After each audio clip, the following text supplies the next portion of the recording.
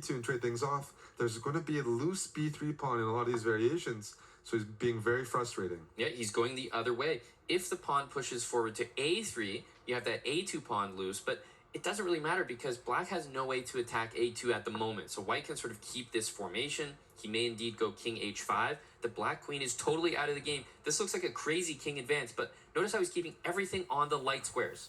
It's a crazy king advance, but I don't see how even the king and the queen can push black's king away. I think everything revolves around freeing up that knight on d3. I like what Nihal's doing right now. I think he's actually made progress in the last few moves. He's harassed the queen side, and he's just made life difficult. Anish's king is on h5. It looks nice, but even if you look at lines with queen g4 check and black moves away, I'm not exactly sure. Is it queen g4 and king h6? Is he really saying, I'm going to march the king down the board and checkmate you?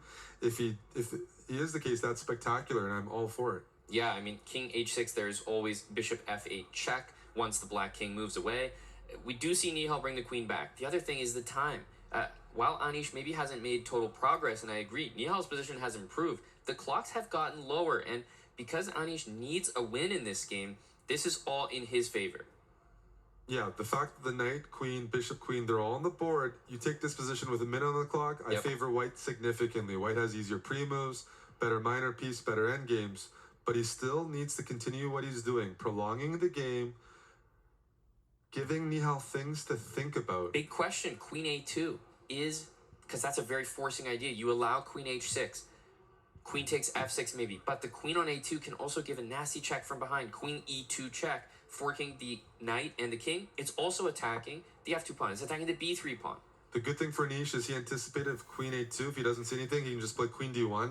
Everything's still defended, the game goes on. He just needs to make sure the game goes on. Wait for Nihal to commit something and blunder later on. Right now, Nihal's not making any mistakes, but white can play moves like h3 to h4. Just prolong the game, and there we have it. We just have to make those quick moves that don't really change the complexion of the position. Again, you mentioned queen a2. Queen back to d1 will be played pretty quickly. And remember, this king can just retreat from the h5 square. Look how much time he's spending. He has to move. He has to move. He can't fall back another minute because if white wants to prolong the game, he can shuffle the queen. He can also, say, you know what, my king's not doing anything. I'm going to march all the way back. I'm going to go king g4. But Anish doesn't do that. That's very committal. Wow. He just played g4. That changes everything. He's going g5, Eric.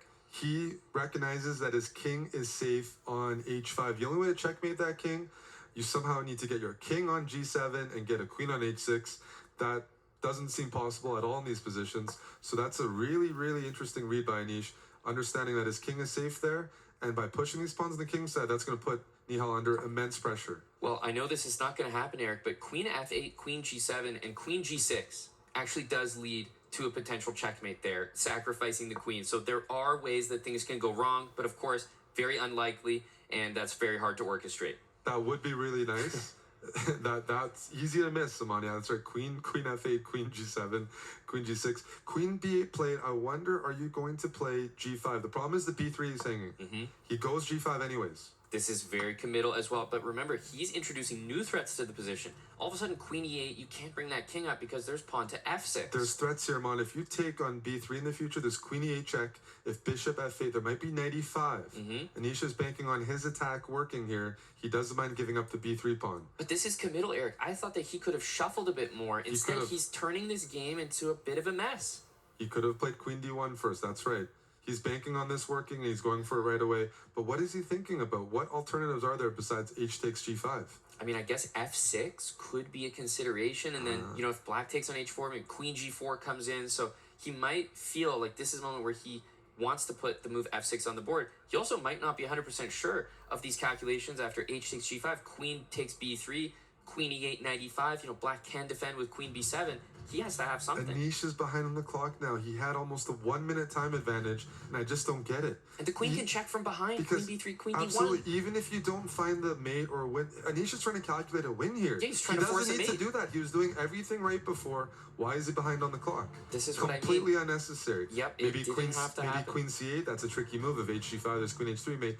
Nihal sees the clocks. He's evened up, but he's got one goal. Don't fall for checkmate, because now, as time is more equal, we've seen him play end games, we've seen him play time scrambles. He's pretty good if he's even on the clock. I wonder how the move Queen G4 here is. It's probably not the best move, but it might be the move that you default to just out of a safety perspective. He goes Queen F3. I don't mind this at all. I agree. I don't think you want to trade and lose the pawn if you can keep it. But Anish needs to play these moves faster. They're down to about 30 seconds each. Can Anish Giri use his king and queen and pawns to checkmate Nihal Sarin? It's a must-win game here. It is, and the clock is 30 seconds apiece. He's retreating the king. He wants to solidify things. There's maybe problems F4 here. in the future. There's problems here. Nihal has a setup. His bishop on F8. He's going to put the queen on E6. Where's the breakthrough for Anish? His king is moving backwards. He's down 5 seconds. This isn't going to cut it. Queen E4, maybe centralize the queen, take away all the squares in the position. Remember, the queen cannot activate to H3. So Queen E4, Queen D7, maybe Knight E5, Queen E6. Both players need to transition to bullet mode right now. Yep. I would consider even, okay, Knight E5, that could be a good move. There might be Knight takes F7 some lines, or there's, oh, this is tricky, Amon. Queen B3, he's going for it. You mentioned What's Knight the F7. move? It could be it. He's going for Queen E8, but Well, can hang on, Nihal Queen take D1. out the king from behind? Yeah, Queen, how do you 12 even get seconds, behind? he has to start pre-moving. This is all Where's about the the move? checks. Where's the time? What is that? What is that move? It doesn't do anything. That's a terrible my move. goodness. Nihal just blunders everything. He's down to queen here. Anish Giri, with 8 seconds, just needs to not flag. This is 100% over. The pieces are all on light squares. He's got the conversion. Be careful of stalemate. What is he doing? Yeah, checkmate. He's just pre-moving. He's just pre-moving. He's not even going to go for checkmate. He's just pre-moving here. It should Just be all pre-move on light squares, That's and right. that's the way to do it. He actually gives away his queen there. Wait, There's still move. time. He's got to move. He gets the pre-move. Oh my goodness. That Oh my is goodness. insane. What did I just see?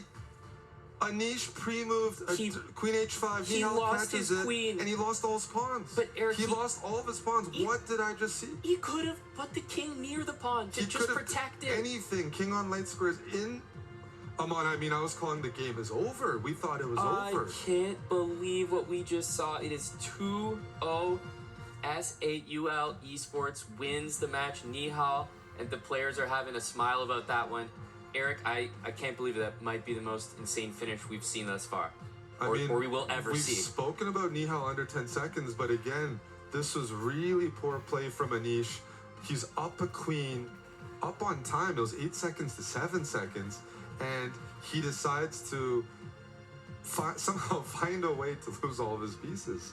Here's the Just thing, Eric. shocking. It's unforgivable because the queen is on a light square, so it can't be attacked. by There's no anything. reason to throw that So move you don't in. even need to move it. You could move your king exclusively for the rest of the game. But Nihal, we can't extend full credit to him because guess what?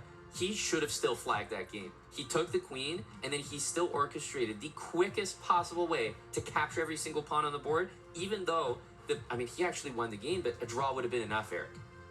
I'm speechless, Simone. There's been countless games here where I was certain a player was going to win and they lost. This is the reality of 10-minute chess with no increment. You see that the players